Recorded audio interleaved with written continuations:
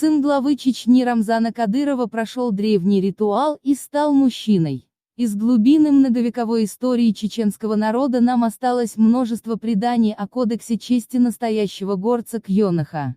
Особое место в этом наследии занимает символический обычай, в процессе которого юноша становится мужчиной, рассказал он. По словам Кадырова, этот ритуал совершается, когда молодому человеку исполняется 15 лет. Ключевым моментом является церемония завязывания пояса с кинжалом и вручения папахи.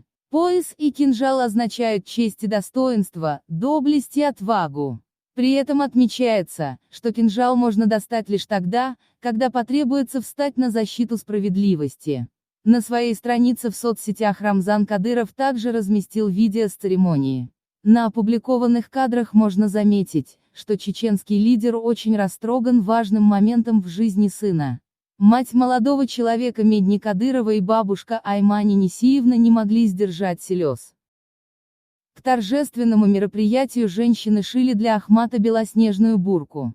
Ранее сообщалось, что власти Чечни снова объявили электронный аукцион на поставку наград имени первого президента республики Ахмата Хаджи Кадырова. Согласно данным тендера, подрядчик обязуется изготовить 15 медалей памяти Ахмат Хаджи Кадырова, первого президента Чеченской Республики из золота 750-й пробы.